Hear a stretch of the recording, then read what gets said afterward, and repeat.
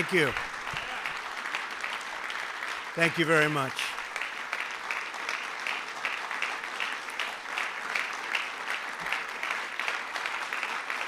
Thank you. Thank you very much, ladies and gentlemen. When Justice Scalia passed away suddenly last February, I made a promise to the American people. If I were elected president, I would find the very best judge in the country for the Supreme Court.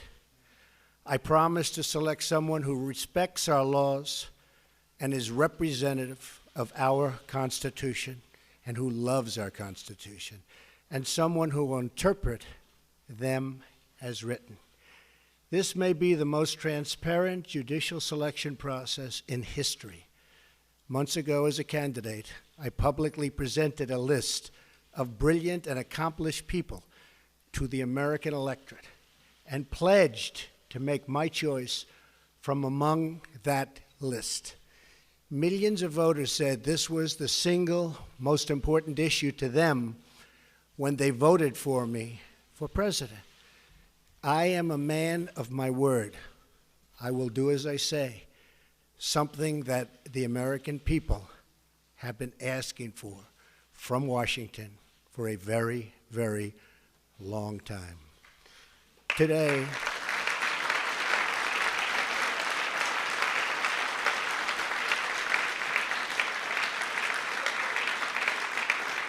thank you. Today, I am keeping another promise to the American people by nominating Judge Neil Gorsuch of the United States Supreme Court to be of the United States Supreme Court. And I would like to ask Judge Gorsuch and his wonderful wife, Louise, to please step forward. Please, Louise, Judge. Here they come. Here they come.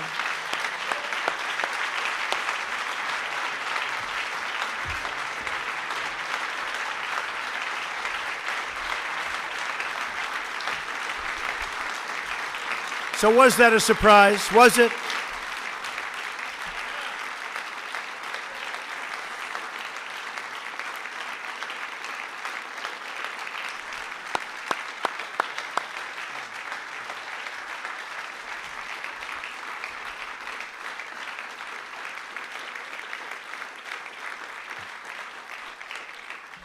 I have always felt that after the defense of our nation, the most important decision a president of the United States can make is the appointment of a Supreme Court justice. Depending on their age, a justice can be active for 50 years, and his or her decisions can last a century or more and can often be permanent. I took the task of this nomination very seriously. I have selected an individual whose qualities define, really, and I mean closely define, what we're looking for. Judge Gorsuch has outstanding legal skills, a brilliant mind, tremendous discipline, and has earned bipartisan support. When he was nominated to the 10th Circuit Court of Appeals, he was confirmed by the Senate unanimously. Also, that's unanimous. Can you believe that nowadays with what's going on? Yeah.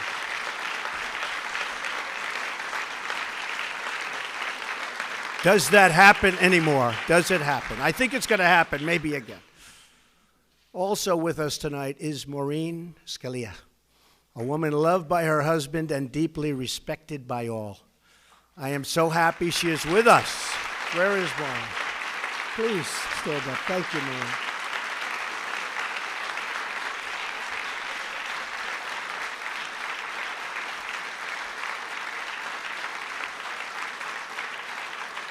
Thank you, Maureen. She is really the ultimate representative of the late, great Justice Antonin Scalia, whose image and genius was in my mind throughout the decision-making process.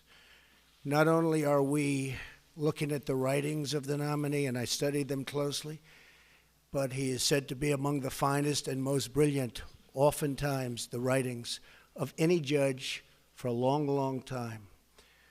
And his academic credentials, something very important to me, and that education has always been a priority, are as good as I have ever seen. He received his undergraduate degree from Columbia with honors. He then received his law degree from Harvard, also with honors, where he was a Truman Scholar.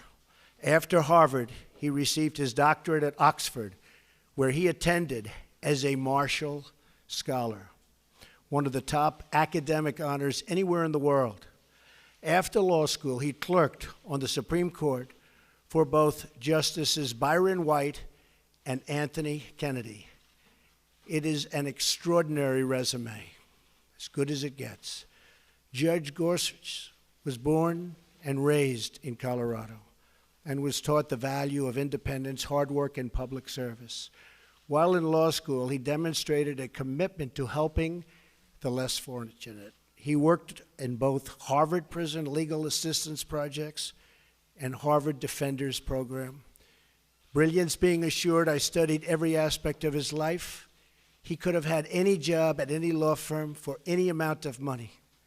But what he wanted to do with his career was to be a judge, to write decisions, and to make an impact by upholding our laws and our Constitution. The qualifications of Judge Gorsuch are beyond dispute.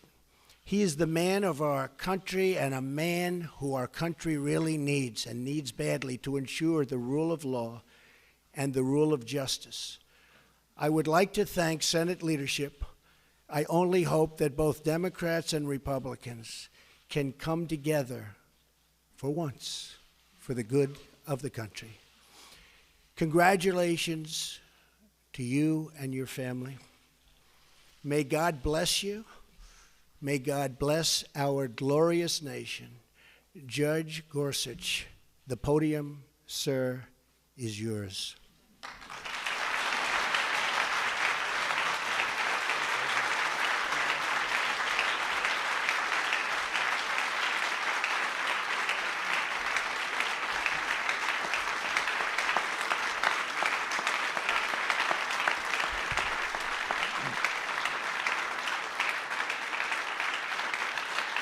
Thank you. Thank you. Mr. President, thank you very much. Mr. President, Mr. Vice President, you and your team have shown me great courtesy in this process, and you've entrusted me with a most solemn assignment. Standing here in a house of history and acutely aware of my own imperfections, I pledge that if I am confirmed, I will do all my powers permit to be a faithful servant of the Constitution and laws of this great country. For the last decade, I've worked as a federal judge in a court that spans 6 western states, serving about 20% of the continental United States and about 18 million people. The men and women I've worked with at every level in our circuit are an inspiration to me. I've watched them fearlessly tending to the rule of law, enforcing the promises of our Constitution, and living out daily their judicial oaths to administer justice equally to rich and poor alike, following the law as they find it and without respect to their personal political beliefs. I think of them tonight. Of course, the Supreme Court's work is vital not just to a region of the country, but to the whole, vital to the protection of the people's liberties under law and to the continuity of our Constitution, the greatest charter of human liberty the world has ever known. The towering judges that have served in this particular seat of the Supreme Court, including Antonin Scalia and Robert Jackson, are much in my mind at this moment. Justice Scalia was a lion of the law. Agree or disagree with him, all of his colleagues on the bench cherish his wisdom and his humor, and like them, I miss him. I began my legal career working for Byron White, the last Coloradan to serve on the Supreme Court, and the only justice to lead the NFL in rushing. He was one of the smartest and most courageous men I've ever known. When Justice White retired, he gave me the chance to work for Justice Kennedy as well. Justice Kennedy was incredibly welcoming and gracious, and like Justice White, he taught me so much. I am forever grateful. And if you've ever met Judge David Sentell, you'll know just how lucky I was to land a clerkship with him right out of school. Thank you. These judges brought me up in the law. Truly, I would not be here without them. Today is as much their day as it is mine. In the balance of my professional life, I've had the privilege of working as a practicing lawyer and teacher. I've enjoyed wonderful colleagues whose support means so much to me at this moment, as it has year in and year out. Practicing in the trial work trenches of the law, I saw too that when we judges don our robes, it doesn't make us any smarter, but it does serve as a reminder of what's expected of us. Impartiality and independence, collegiality and courage. As this process now moves to the Senate, I look forward to speaking with members from both sides of the aisle, to answering their questions and to hearing their concerns. I consider the United States Senate the greatest deliberative body in the world, and I respect the important role the Constitution affords it in the confirmation of our judges. I respect, too, the fact that in our legal order, it is for Congress and not the courts to write new laws. It is the role of judges to apply, not alter, the work of the people's representatives. A judge who likes every outcome he reaches is very likely a bad judge, stretching for results he prefers rather than those the law demands. I am so thankful tonight for my family, my friends, and my faith. These are the things that keep me grounded at life's peaks and that sustain me in its valleys.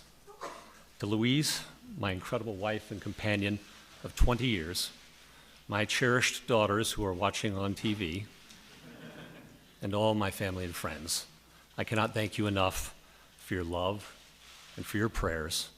I could not attempt this without you. Mr. President, I am honored and I am humbled. Thank you very much.